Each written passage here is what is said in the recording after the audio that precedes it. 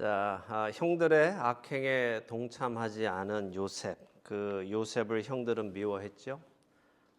형들은 요셉이 꾼 꿈을 자신들 마음대로 해석했습니다. 그리고 요셉을 더욱 미워했습니다. 하나님은 요셉에게 꿈을 꾸게 하시면서 앞으로 곡식으로 인해서 형들이 요셉에게 감사할 날이 올 것이다 하는 것을 알려주신 거예요. 그런데 형들의 마음에는 시기와 분노가 가득하니까 하나님의 그 뜻을 깨달을 수도 없었고 알 수도 볼 수도 없었습니다. 더 나아가서 그들은 그 꿈을 미워했습니다.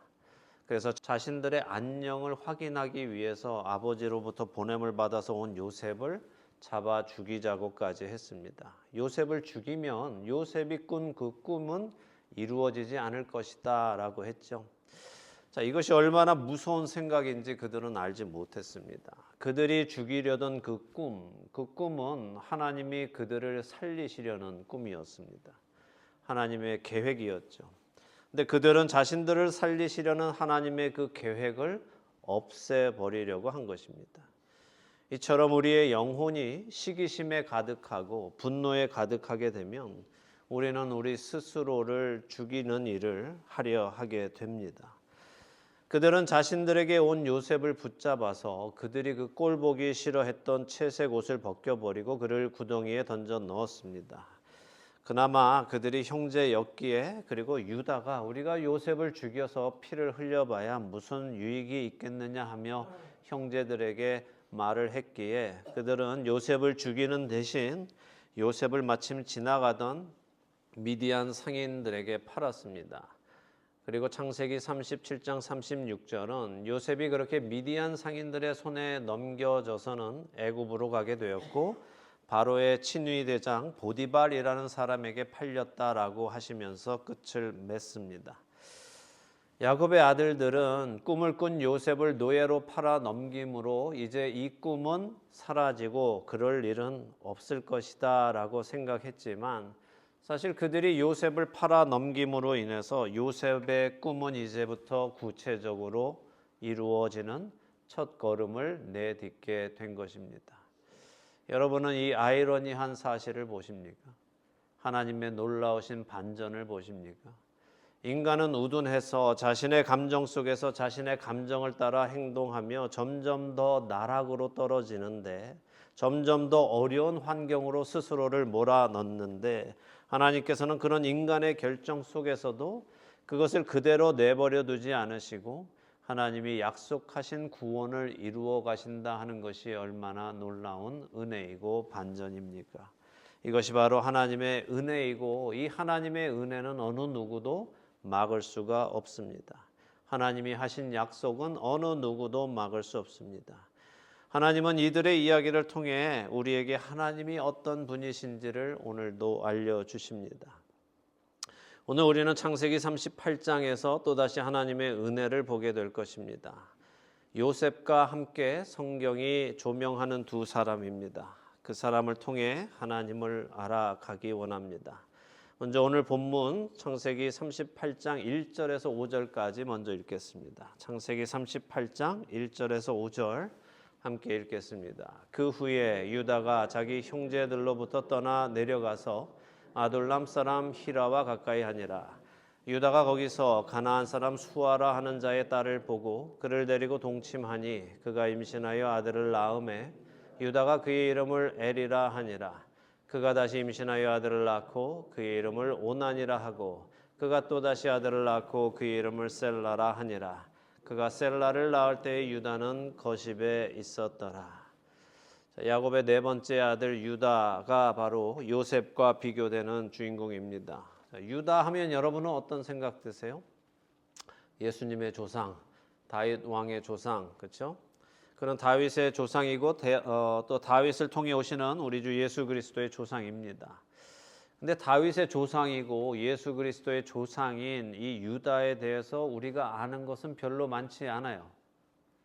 많이 아십니까? 잘 모르죠. 그의 삶에 대해서는 여기 38장에 소개되고 후에 44장에서 그가 요셉에게 한 말, 그것만이 소개됩니다. 그게 유다의 삶의 전체적인 내용입니다. 성경에 기록된 그 유다의 모습 어떨까요? 우리 주 예수 그리스도의 조상인 유다의 모습은 어떤 모습이겠습니까? 오늘 말씀 보니까 그 후에라는 말씀으로 시작합니다. 그 후에는 어떤 후에예요?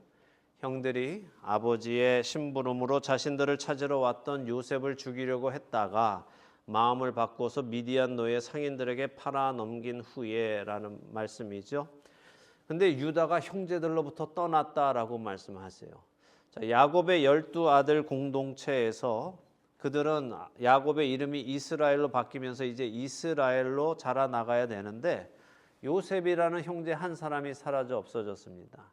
온전 수인 12에서 하나가 빠졌죠. 그리고 여기서 또 한 명인 유다가 빠지게 되었습니다. 12명의 형제 중에서 이제 10명만 남게 되었죠. 자, 유다가 갑자기 왜 형제들 사이에 나오게 되었는지는 알 수 없지만 아마도 요셉을 팔고 아버지에게 죽었다고 한 후에 형제들 사이에 어떤 갈등이 있었든지 슬퍼하고 있는 아버지를 보며 이게 누구 책임이냐 하고 서로 떠넘기다가 결국 요셉을 팔자고 제안했던 유다에게 그 책임이 전가되지는 않았을까 하는 생각을 해봅니다. 근데 중요한 것은 그가 그렇게 이스라엘로 이름 지어진 아버지의 아들들에게서 떠나서 아둘람 사람 히라와 가까이 지냈다는 것입니다. 그리고 2절에 보니까 유다가 가나안 사람 수아라 하는 자의 딸을 보고 그를 데리고 동침했다라고 하시죠. 여러분은 1절과 2절 두 절을 읽으시면서 어떤 생각이 드십니까? 다윗의 조상이 되고 우리 주 예수 그리스도의 조상이 되는 유다의 모습이 어떻게 다가옵니까? 그가 메시아의 조상다운 모습으로 우리에게 소개되고 있습니까? 그는 자기 형제들을 떠나서 이방인들 속으로 들어갔고 그는 그들과 이방인들과 친하게 지냈습니다. 그렇게 그들과 친하게 지내다 보니 그냥 그 이방의 여인과 살기 시작합니다.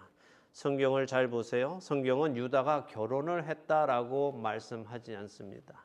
성경은 유다가 수아라 하는 자의 딸을 보고 데리고 동침했다 이렇게 표현하십니다. 여기서 데리고라는 말은 취하다라는 히브리어 라카흐입니다.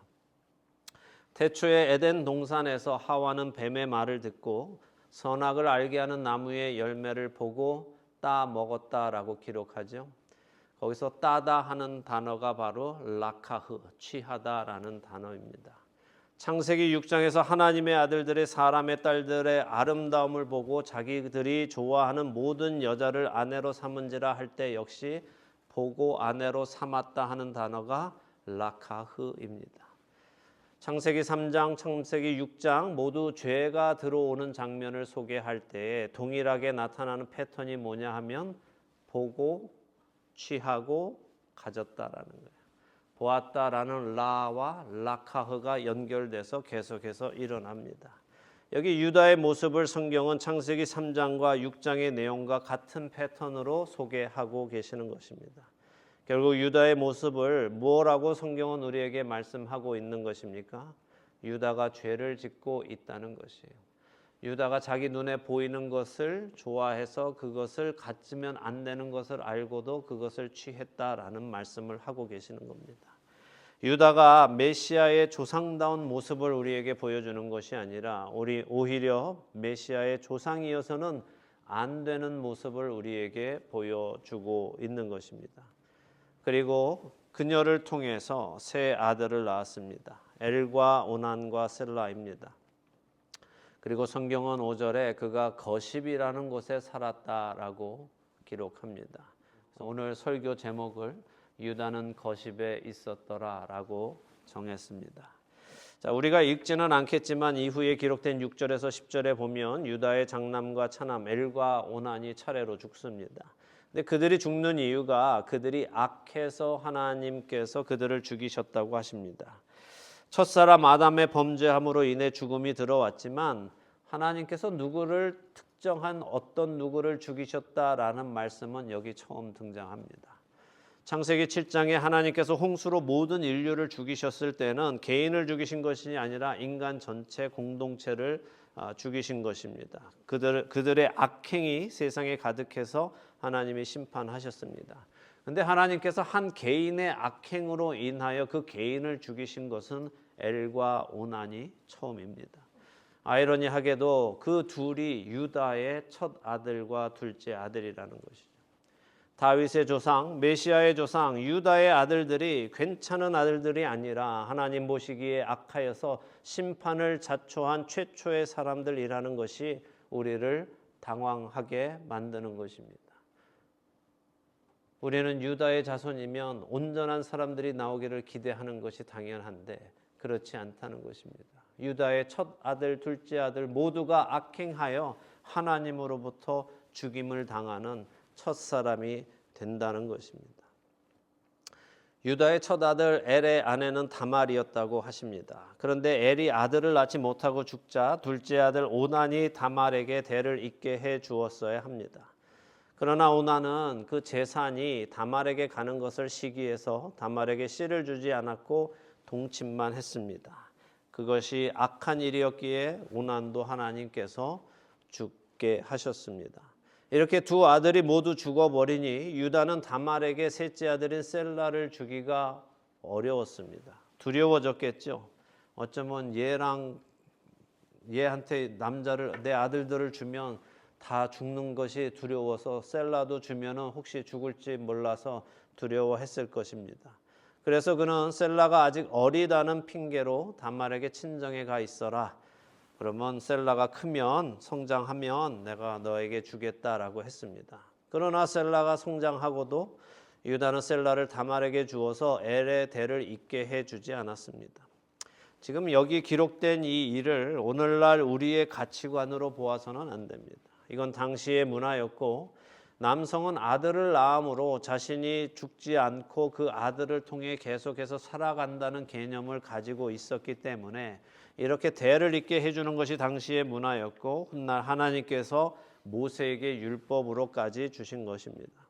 그리고 그것은 하나님께서 구원에 대해서 어떤 생각을 가지고 계시는지 그 율법을 통해 우리에게 알려주시는 거예요.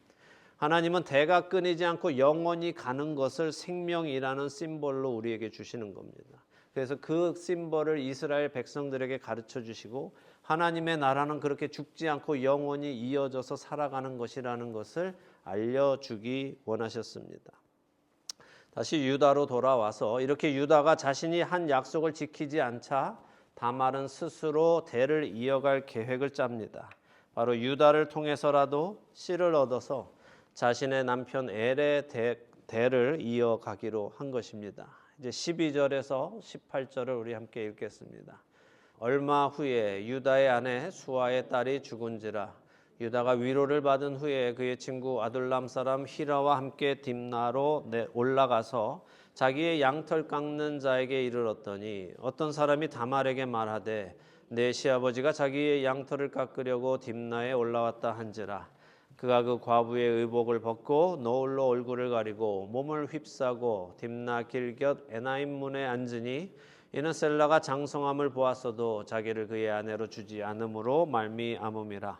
그가 얼굴을 가리었으므로 유다가 그를 보고 창녀로 여겨 길 곁으로 그에게 나아가 이르되 청하건대 나로 내게 들어가게 하라 하니 그의 며느리인 줄을 알지 못하였음이라. 그가 이르되 당신이 무엇을 주고 내게 들어오려느냐. 유다가 이르되 내가 내 떼에서 염소 새끼를 주리라. 그가 이르되 당신이 그것을 줄 때까지 담보들을 주겠느냐. 유다가 이르되 무슨 담보물을 내게 주랴. 그가 이르되 당신의 도장과 그 끈과 당신의 손에 있는 지팡이로 하라. 유다가 그것을 그에게 주고 그에게로 들어갔더니 그가 유다로 말미암아 임신하였더라. 아멘. 우리의 관점으로 보면 어처구니 없는 일이 일어나고 있죠. 네, 유다의 아내가 죽었습니다. 그래서 장례를 지냈습니다. 그리고는 양털 깎는 때가 왔다고 했습니다. 목축업자들에게는 이 목자들에게는 양털을 깎는 것이 농부들이 추수하여 그 곡물을 파는 것과 마찬가지로 큰 돈을 버는 때입니다. 그래서 유다는 그렇게 양털을 깎으려고 딥나로 내려갑니다. 이 사실을 안 유다의 며느리 다말은 창녀로 분장을 하고 유다에게 접근하여 임신하는 데 성공을 했습니다. 물론 유다가 처음부터 창녀와 잠자리를 하기 위해서 이 길을 오지는 않았습니다. 만약에 유다가 내가 오늘 딥나로 가는 중에 창녀와 잠을 자야지라고 생각을 했다면 유다는 화대를 준비해 왔을 것입니다. 그런데 그가 화대를 준비하지 않았다는 것은 그가 가진 이 잠자리가 즉흥적이었다는 것입니다. 다시 말해 그가 2절에 수아의 딸을 보고 취하여 동침한 것처럼 또다시 길에서 창녀를 보고 취하여 동침한 것입니다. 사실 우리는 번듯한 것을 좋아하죠. 유다가 메시아의 조상이 되려면 좀 번듯한 삶을 살기를 기대합니다. 그래서 그의 삶을 보고 나면 우리 마음속에 역시 그렇지, 정말 유다는 메시아의 조상이 될 만해 라는 생각이 들기를 기대합니다. 바로 이런 이유로 우리는 예수 그리스도께서 오시려면 유다의 자손으로 오시는 것보다 누구의 자손? 요셉의 자손으로 오시는 것이 더 맞지 않을까 하는 생각을 하게 되는 것입니다. 만일 예수님이 요셉의 후손으로 오셨다면 사람들은 그것을 너무도 당연하게 받아들였을 거예요. 요셉과 예수님의 닮은 점을 어떤 학자는 50개까지 꼽기도 합니다. 보통은 20개에서 30개 정도 꼽습니다.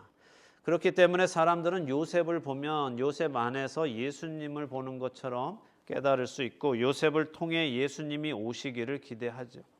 근데 예수님은 요셉이 아니라 유다의 후손으로 오십니다.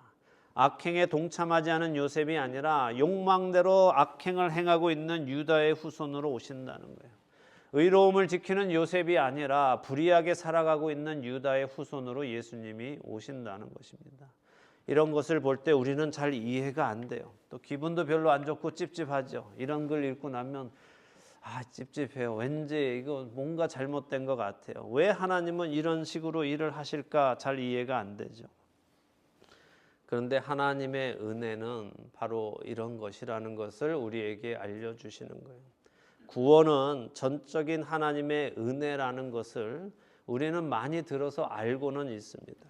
그런데 그 말씀을 들으면서도 우리 중에 많은 사람들이 구원이 전적인 하나님의 은혜라는 것을 의식적으로 부인합니다. 그것을 부정해요. 무슨 말씀인가 하면 우리는 여전히 번듯한 것에 기대를 걸고 번듯한 모습으로 살아가야 하나님의 은혜를 받고 하나님의 축복을 받는다라고 착각하고 있단 말입니다. 누가 열심히 교회에서 봉사하고 섬기면 그 사람 하나님이 축복하실 거야, 하나님이 크게 쓰실 거야 라고 생각하고, 누가 뺀질거리고 부족해 보이고 나쁜 것 같아 보이면 저 사람 뭐하러 교회 다니나 하며 부정적으로 생각하고, 어떤 자랑할 만한 일이 그 사람에게 생기면 네가 잘해서 하나님이 축복하셨다, 부끄러운 일이 생기면 네가 그따위로 사니까 하나님이 너를 심판하셨다 하고 하는 이런 생각들이 우리 안에 무의식적으로 숨어 있고, 그렇게 우리 눈에 보이는 일들을 그런 식으로 판단하는 경우가 질비합니다. 성경은 우리에게 우리가 어떻게 살아가야 하는지 알려주시는 가이드라인이 되기도 하지만, 그러나 그것이 성경의 목적은 아닙니다. 다시 말해 성경은 도덕책이 아니라는 말씀입니다. 우리는 성경을 읽으면서 이렇게 살아야 돼, 저렇게 살아야 돼, 이거 하면 안 돼, 저거 하면 안 돼 하는 도덕적인 접근을 많이 하며 살지만, 성경이 우리에게 하시려는 말씀은 그런 율법을 지키라는 것이 아니라 오히려 성경은 우리에게 너희는 아무리 노력해도 의로울 수가 없어라는 것을 가르쳐 주시는 책입니다. 이렇게 살아라가 아니라 이렇게 살 수 없다는 것을 우리에게 알려주시는 책입니다. 성경이 우리에게 하시려는 말씀은 무엇입니까? 우리가 2024년 1월부터 창세기 1장을 시작해서 오늘 38장까지 왔는데 그동안 우리가 배운 것은 무엇입니까? 성경은 무엇을 계속해서 우리에게 말씀하세요? 에덴 동산의 아담과 하와는 하나님께 은혜 받을 만한 일을 한 것이 없습니다. 그런데 하나님이 은혜를 베풀어 주셔서 짐승의 가죽으로 그들에게 옷을 해 입히시고 그들의 부끄러움을 가려 주셨습니다. 동생 아벨을 죽인 가인은 하나님께 은혜 받을 만한 일을 한 것이 없습니다. 그런데 하나님은 그에게 표를 주셔서 그로 다른 사람의 손에 죽지 않도록 은혜를 베푸셨습니다. 아브라함으로부터 이어지는 이삭과 야곱, 그리고 그의 아들들 이야기 속에서 우리는 그들에게 주어진 구원의 언약이 그들의 행위에 달려 있는 것이 아니라 약속을 지켜 나가시는 하나님의 긍휼하심과 오래 참으심과 사랑이신 그분의 성품에 달려 있다는 것을 보게 됩니다. 인간은 계속해서 타락하고 하나님을 떠나고 하나님을 기뻐하지 않지만 하나님은 그런 인간을 포기하지 않으시고 하나님의 자녀로 초청하시고 그들을 선택하시고 그들을 빚어가시고 그들을 완성시켜 나가신다는 것을 보여주고 계십니다. 그것이 바로 하나님의 은혜입니다. 구원은 온전히 하나님의 은혜입니다. 결국 이렇게 임신한 다말은 쌍둥이를 낳는데 형은 셀하고 동생은 베레스입니다. 그리고 동생 베레스를 통해 다윗과 예수 그리스도께서 오십니다. 38장 5절에 유다가 거한 장소의 이름이 뭐라고요? 거십이라고 기록했다고 말씀드렸죠. 거십이라는 히브리어의 의미는 위조된, 그릇된 그런 의미입니다. 사실 유다는 자신이 어떤 사람인지 알고 있습니까? 모릅니까? 유다는 하나님께서 자신을 통해 이스라엘을 구원할 다윗 왕을 보내시고 온 인류를 구원할 예수 그리스도를 보내실 계획을 하고 계시다는 것을 알고 있습니까? 모르고 있습니까? 전혀 모르고 있습니다. 사실 유다는 자신의 후손에 그런 존재들이 있을 것이라는 것을 상상조차 하지 못하고 있습니다. 그는 훗날 야곱이 죽으면서 축복과 예언의 말씀을 해줄 때에 자신의 후손을 통해 왕이 태어날 거라는 말을 처음으로 듣습니다. 그러나 그 전까지는 그는 알지 못했습니다. 그는 자신이 누군지 모르니 자신이 있어야 할 자리가 어디인지도 몰랐던 것입니다. 그래서 그는 자신이 있어야 할 자리가 아닌 그릇된 자리, 가짜인데 진짜로 착각하게 만드는 위조된 자리에 거십에 가 있는 것입니다. 오늘 여러분은 어디에 계십니까? 여러분이 있는 장소는 여러분이 있어야 하는 장소입니까? 아니면 위조된 거십입니까? 어쩌면 여러분 스스로도 여러분이 누구인지 잘 모르시기에 여러분이 있어야 하는 장소가 아닌 장소에 있었는지도 모릅니다. 유다는 거십에서 변화를 받기 시작합니다. 그것이 자신이 있어야 하는 것이 아니라는 것을 깨닫게 되고 이 어려운 일을 통해 자신의 며느리와 동침하여 아들을 낳는 이 부끄러운 일을 통해 그는 깨닫기 시작합니다. 그리고 다시 형제들에게 돌아가서 거십을 떠나 자신이 있어야 할 자리로 돌아가게 됩니다. 오늘까지 여러분들이 혹시 거십에 거하셨다면 하나님께서 여러분에게 은혜를 베푸셔서 여러분이 있어야 하는 그 자리로 인도하시는 축복이 있기를 바랍니다. 여러분이 있어야 할 자리는 어디겠습니까? 여러분이 계셔야 하는 장소는 어디겠습니까? 그것은 예수 그리스도 아닙니다. 내가 그분 안에, 그분이 내 안에 있을 때에 우리는 비로소 거십을 떠나 참된 곳에 있게 됩니다. 그 안에서 참된 평안을 얻게 되고 그 안에서 참된 소망을 품게 됩니다.